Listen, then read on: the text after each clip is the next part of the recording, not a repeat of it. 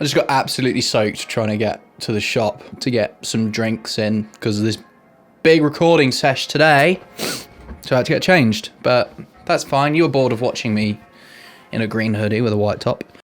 What's up guys, I'm a sarcastic Brit and welcome back to another 80% editing video. And the more I do this intro, the faster it gets and the more I can do it without breathing. Today we're going to be taking a look at render settings, and I want to give you guys everything that you need to know in one single video to cover render settings for YouTube videos. That's it.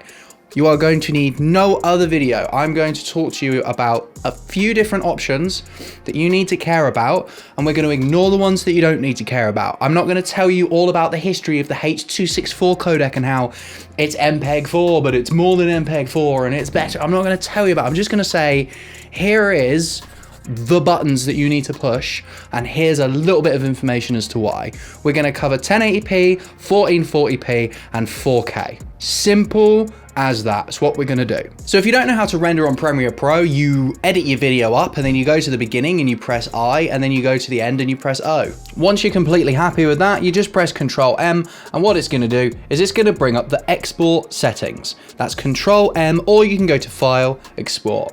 Now, this screen is going to give you a couple of options, and there is really only a few things that you actually need to care about. The first thing I do is I change the output name by clicking on the blue bit, and then I change the output destination. So in this case, we're going to go to Projects, we're going to go to Render Settings. I always create a folder called Renders, stick it in there, and then rename it to This Is the Name.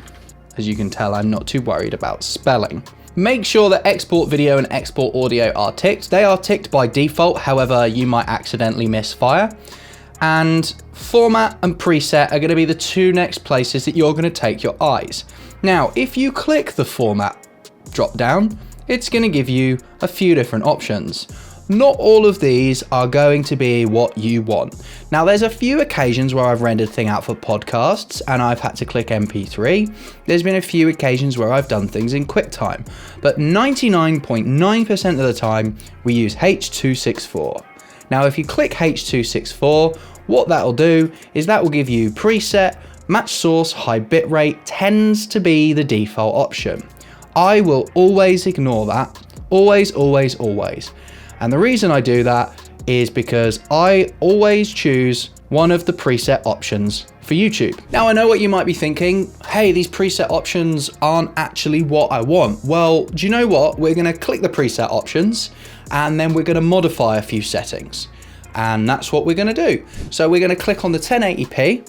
And what that's going to do is, if you look at basic video settings, that's going to change the width and the height to 1920 by 1080.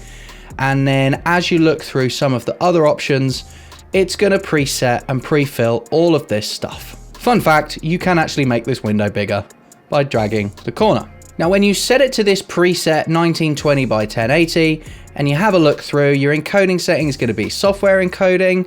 You've got profile, you've got level. The only thing you need to worry about in this stuff is that says software encoding. That's going to render it on the GPU rather than the CPU. And 9 times out of 10, if you've got an NVIDIA graphics card, that is going to render faster like that. The other area that is worth knowing about is bitrate settings. Bitrate encoding, you've got VBR1 pass, VBR2 pass, and CBR. Leave this on VBR1 pass. Target bitrate 16, maximum bitrate 16. For a 1080p video, this is where you really want to be. I wouldn't go too lower than 16. I wouldn't worry about too much higher than 16. Now, what that's going to do is that's going to give you an estimated file size at the bottom. You'll see here 607 megabytes. This is important because some platforms that you might upload to may have a maximum upload size. It's also going to give you an idea as to the kind of toll it's going to take on your computer. Now, this is pretty good to go for most bog standard YouTube videos, but we don't do bog standard YouTube videos here. We do things a little bit better. So the most common thing that I do is I go to YouTube 4K Ultra HD. What that's going to do is that's going to set everything to the 4K settings that you need, so that when you upload this to YouTube, YouTube's going to be able to process 1440p and 4K. So you'll see here the width and the height at 2720 by 1530. It's going to hardware encode at a 5.1 level, and it's also going to give you a target bitrate of 40,000.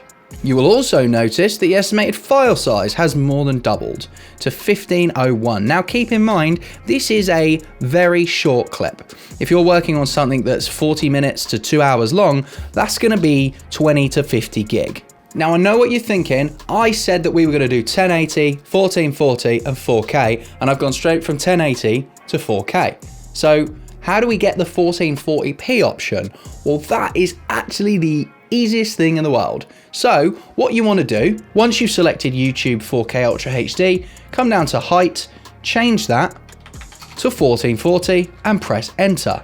It's going to automatically adjust the width to 2560 by 1440, and it's going to keep all of the other important things like your bitrate at 40,000, your VBR at 1 pass, and your performance at hardware encoding. Right there is how you export a video in 1440p. And to be honest, there really isn't too much more for me to talk about. There's loads of other options in here. There's tons of other things that I could explain to you.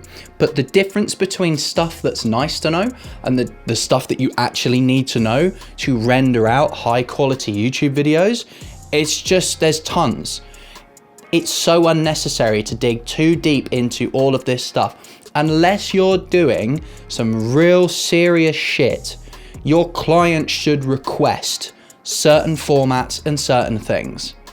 I have delivered every single video apart from 2 in the past 12 months in H.264, clicking on the YouTube 4K and adjusting it to 1440 and then exporting at 1440p. I've set the bitrate to 40,000 and I've left everything else well alone. And if you have a look, what you'll see on Pestilly's YouTube channel and also the videos that I've done so far for Josh Dub on his main channel and on his second channel, the quality is crisp. The only occasion where I broke that rule was when I edited the Siege Invitational 2021 Content Creator Show Match earlier this year.